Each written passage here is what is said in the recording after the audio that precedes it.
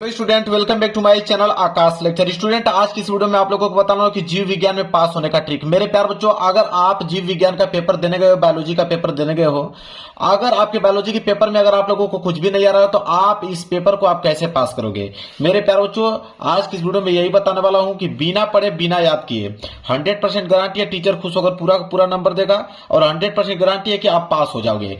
मेरे प्यार बच्चों, आपको मैं बता दूं कि मेरे पास सिर्फ पेपर है।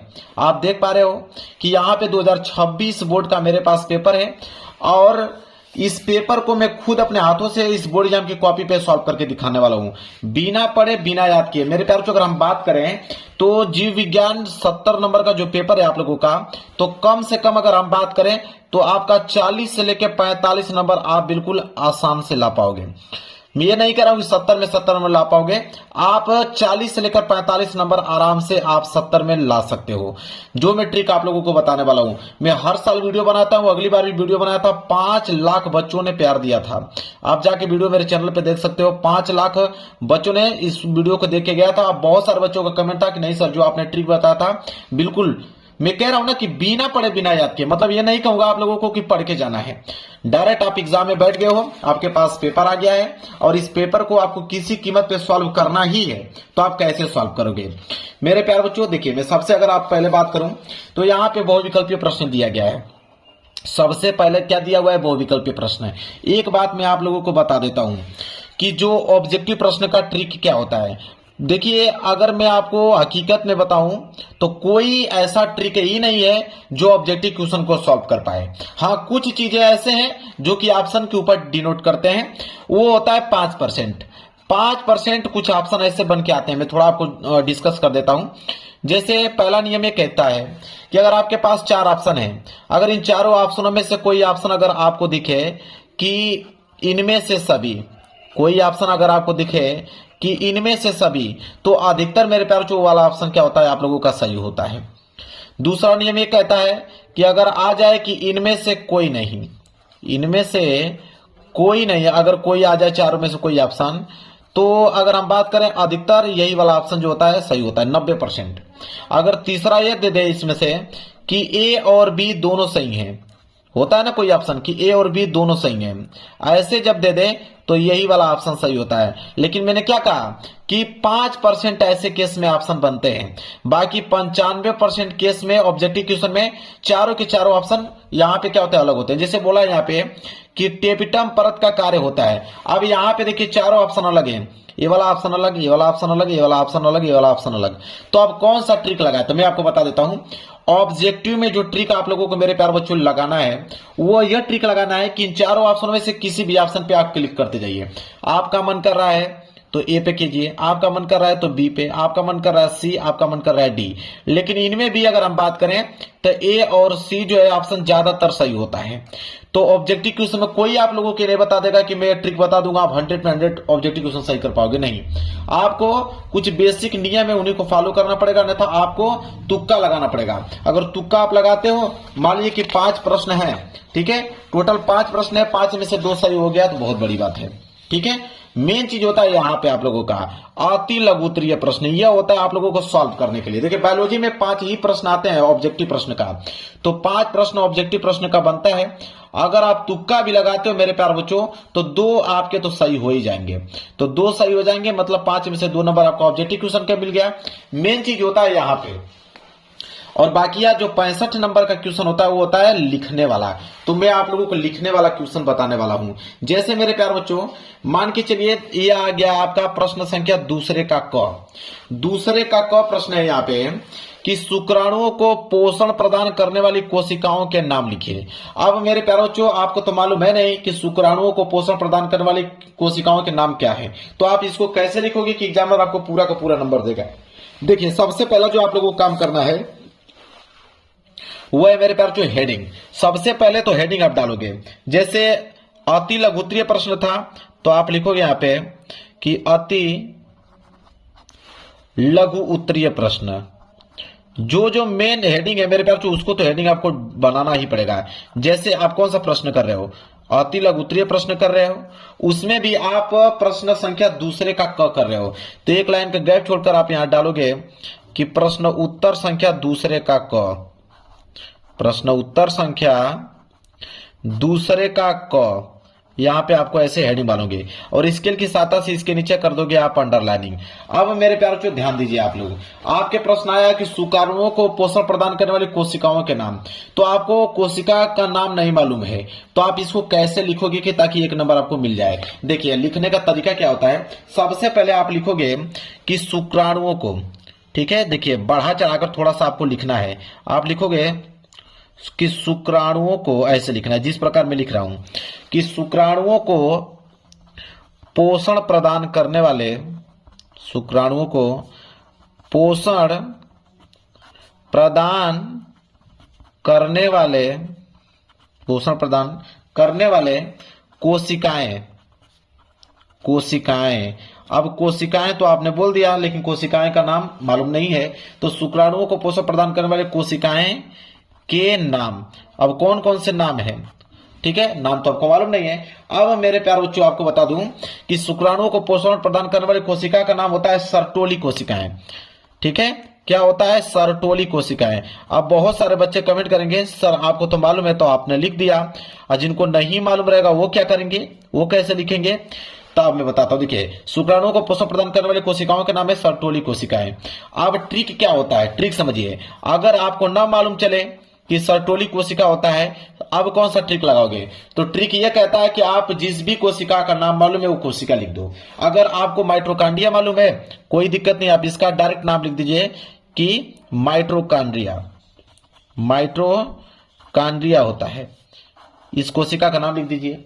अगर यह नहीं मन कर रहा है तो आप रसधानी लिख दीजिए कि रसधानी है, रसधानी, ठीक है, नहीं तो आप राइबोसोम लिख दीजिए, ये भी तो कोशिका का नाम ही है, राइबोसोम, राइबोसोम लिख दीजिए, ठीक है, या तो आप लाइसोसोम लिख दीजिए, या तो आप लाइसोसोम लिख दीजिए।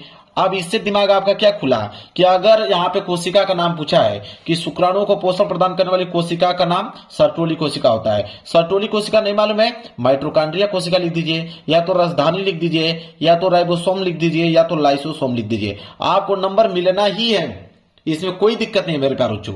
इस प्रकार आपको क्वेश्चन करना है। चलिए कोई दिक्कत नहीं है, आगे और प्रश्न देखेंगे ताकि कॉन्फिडेंस बना रहे आप लोगों का। मान लीजिए ये वाला प्रश्न आ गया कि एमटीपी और जेडआईएफटी का पूरा नाम लिखिए, ठीक है, तो जब भी आप लोगों का फुल फॉर्म वाला आएगा ही आएगा कि इसका फुल फॉर्म नाम लिखिए, तो जब भी फुल फॉर्म आ जाए उसका मैं रामबाण ट्रिक बताने वाला हूं मेरे प्यारे बच्चों। देखिए कैसे, सबसे पहले ख वाला कर रहे हो तो यहाँ पे आपको डाल देना है कि प्रश्न उत्तर संख्या दूसरे का ख, हेडिंग आपको डालना बहुत ही काफी कंपलसरी मेरे प्यारे बच्चों।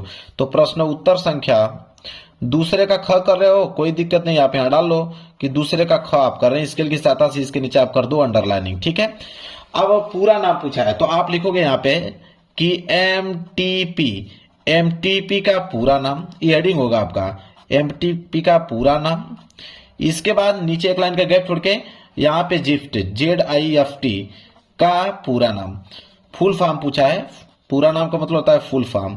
देखिए कैसे लिखेंगे, अब मेरे प्यारे ध्यान दीजिए आप लोग, जैसे एमटीपी का पूरा नाम लिखना है तो एम का फुल फॉर्म क्या होगा, मतलब कोई भी आपको लिखना है वो एम से ही स्टार्ट होना चाहिए। जैसे मेडिकल, एम से आपने कर दिया मेडिकल, अगर मेडिकल के अलावा कोई और भी दूसरा नाम लिखना चाहते हो तो यहां एम से ही स्टार्ट करो, मेडिकोर लिख दो, ठीक है, मेडिफाई लिख दो, मतलब कुछ भी लिखना है लेकिन एम से ही स्टार्ट होना चाहिए। जैसे मैंने यहाँ एम का मतलब मेडिकल लिख दिया, टी का मतलब क्या लिखेंगे, तो यहाँ पे आप ट्रांसफर लिख सकते हो या तो टर्मिनेशन, इसका रियल नेम होता है टर्मिनेशन।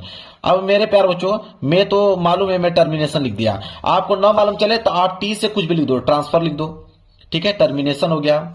और भी कोई वर्ड लिखो जो टी से स्टार्ट हो, तो यहां मेडिकल टर्मिनेशन ऑफ पी से प्रेगनेंसी, पी से क्या हो जाएगा यहाँ पे प्रेगनेंसी।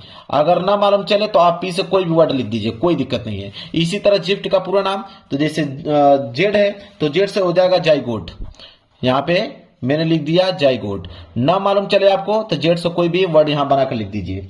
इसी तरह आई से क्या होता है इंट्रा, आई से क्या हो जाएगा इंट्रा, और एफ से फेलोपियन, फेलोपियन, फेलोपियन मतलब जाइगोट इंट्रा फेलोपियन। बचा आपका टी, टी से मैंने यहाँ पे ट्रांसफर लिख दिया, ट्रांसफर, ट्रांसफर हो गया, फुल फॉर्म बन गया भाई। तो ऐसे आपको कम करना है। फुल फॉर्म का मतलब यही होता है कि जैसे एम से स्टार्ट कर रहे हो तो एम से यहां पे स्टार्ट होना चाहिए।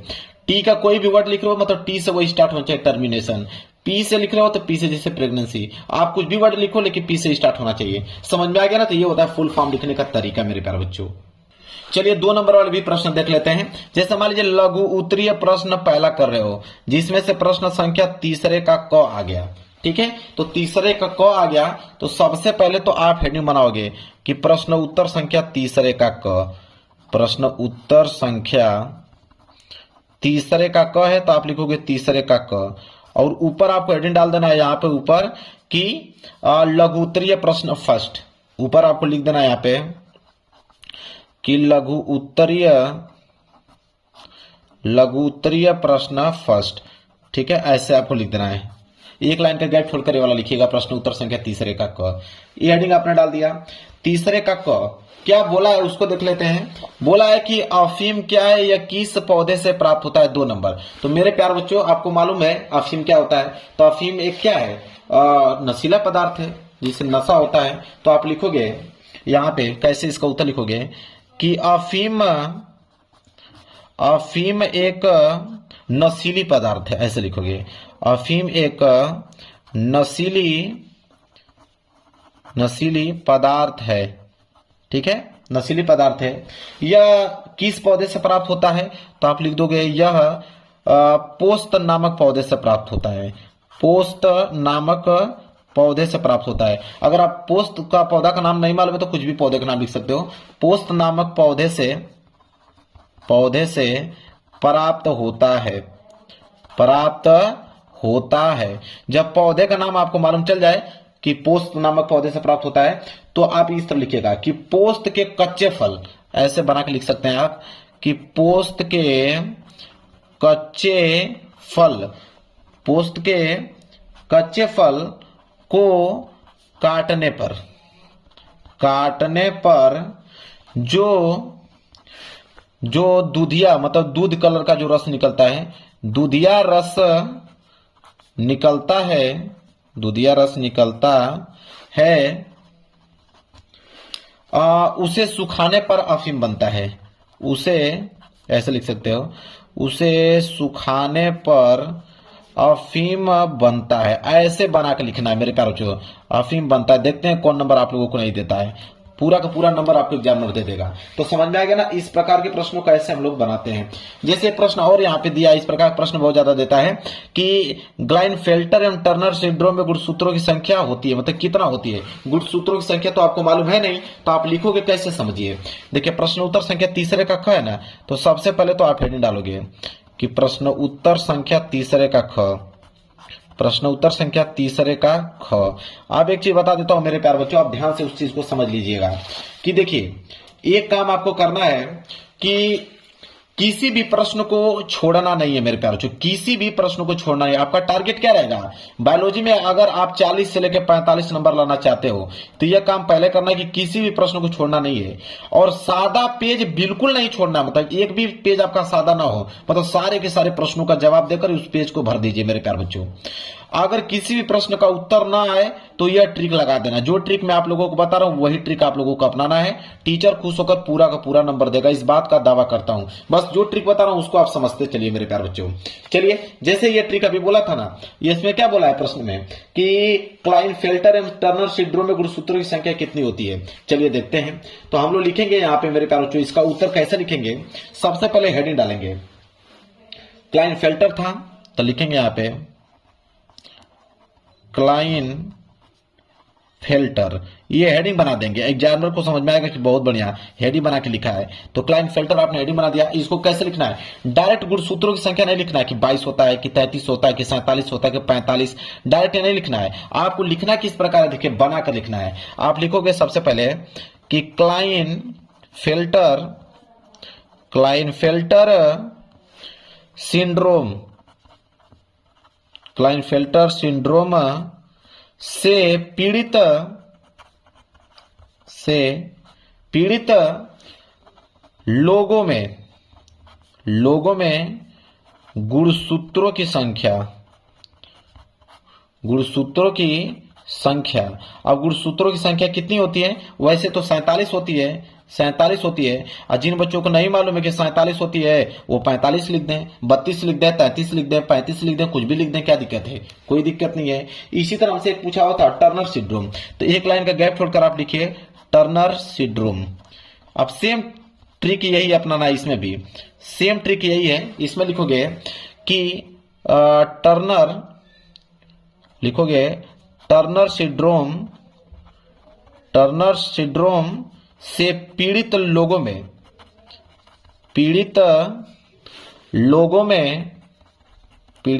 में गुणसूत्रों की संख्या। अब गुणसूत्रों की संख्या कितनी होती है इसमें? तो इसमें गुणसूत्रों की संख्या होती है मेरे प्यारे बच्चों 45 होती है। कितनी होती है? उससे 2 कम होती है, 45 होती है। जिन बच्चों को नहीं मालूम है 35 लिखे, 33 लिखे, 38 लिखे, कोई दिक्कत नहीं है। तो लो भाई, क्लाइनफेल्टर का भी जवाब मैंने दे दिया, टर्नर सिंड्रोम का भी जवाब दे दिया। समझ में आ गया आप लोगों को? यह काम आप लोगों को करना है मेरे प्यारे बच्चों। चलिए कुछ प्रश्न और देख लेते हैं इसमें। चलिए मान लेते हैं कि ये वाला प्रश्न अगर आपके एग्जाम में दे दे कि प्रतिजैविक क्या है कि निर्दोष सूक्ष्म जीवों के नाम लिखिए जिनका प्रयोग प्रतिजैविक के उत्पादन में किया जाता है। अब इस प्रश्न का जवाब आप कैसे दोगे मेरे प्यारे बच्चों कि प्रतिजैविक क्या है? देखिए प्रश्न उत्तर संख्या तीसरे का घ है, तो सबसे पहला जो काम करना है वो आपका हेडिंग का। तो सबसे पहले तो हेडिंग आप डालोगे कि प्रश्न उत्तर संख्या तीसरे का घ, तो आप लिखोगे तीसरे का घ, प्रश्न उत्तर संख्या तीसरे का घ। क्या बोला है कि प्रतिजैविक, तो पहली हेडिंग तो हम डालेंगे प्रतिजैविक। हमें नहीं मालूम है कि प्रतिजैविक क्या होता है, उसका उत्तर हम लोगों को लिखना ही लिखना है। कैसे लिखोगे? देखिए तो प्रतिजैविक में आप लिख सकते हो कि लिखिएगा, जैविक में तो रासायनिक पदार्थ होता है, तो आप लिखिएगा वे रासायनिक पदार्थ, ऐसे बना के आप लिख सकते हो कि वे रासायनिक पदार्थ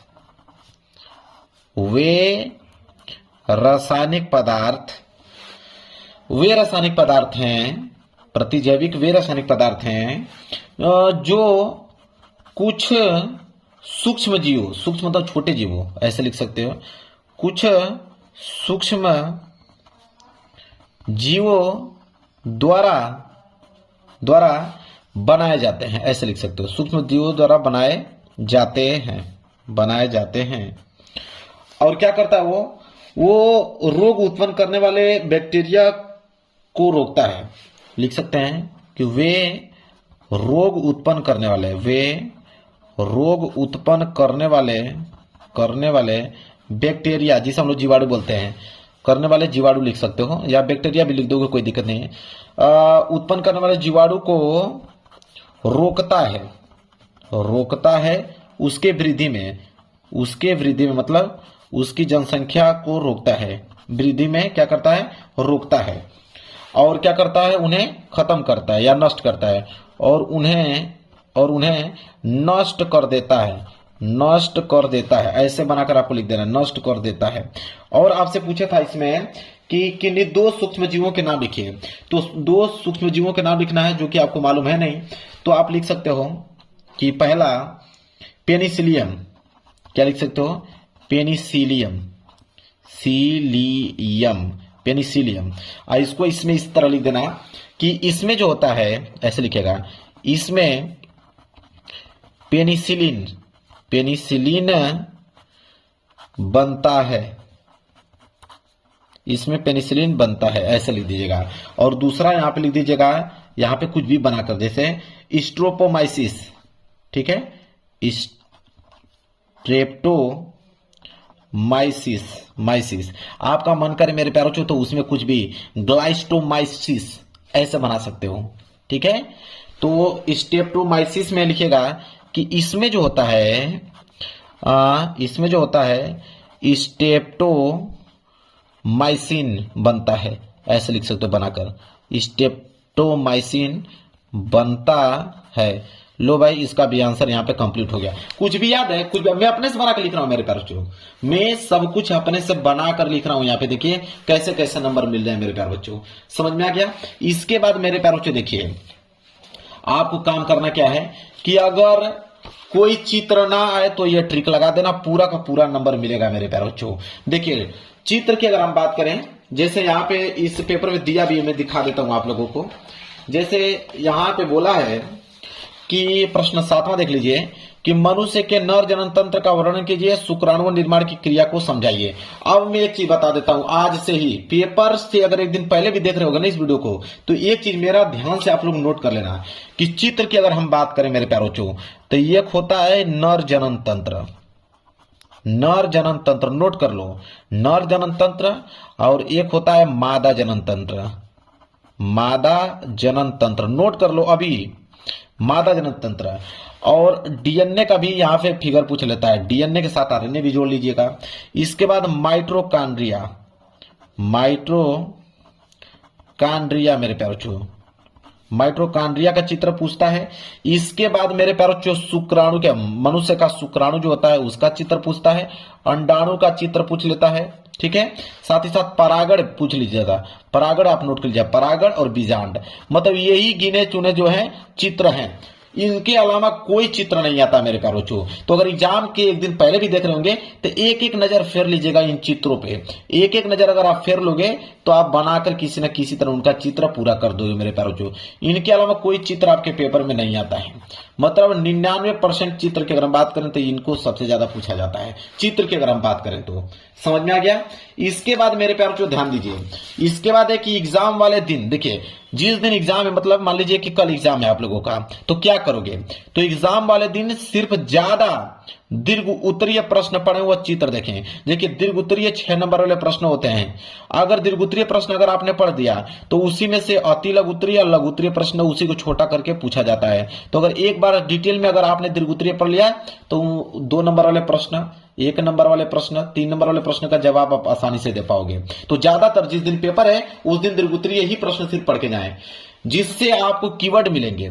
अगर लॉन्ग क्वेश्चन पढ़े रहोगे तो उसमें कीवर्ड आपको मिलेंगे, उन्हीं कीवर्डों की मदद से आप सारे के सारे प्रश्नों का जवाब दे दोगे और आप आंसर लिख लेंगे मेरे प्यार बच्चों। 1 नंबर एग्जाम में नहीं काट सकता है, तो यह काम आप लोगों को करना है मेरे प्यार बच्चों, ठीक है। जैसे मान लीजिए कि यह प्रश्न दे दिया, देख रहे हैं जीवन की उत्पत्ति से आप क्या समझते हैं, यहाँ पे ऑस्ट्रेलोपिथेसिस जैसे आदिमानव से क्या समझते हैं, संक्रामक रोग से क्या समझते हैं, डरनीवाद से क्या समझते हैं, ये सब 3-3 नंबर वाले प्रश्न हैं। इन सब का जवाब आप दे पाओगे मेरे प्यार बच्चों सिर्फ एक बार दीर्घ उत्तरीय प्रश्न पढ़ लोगे तो।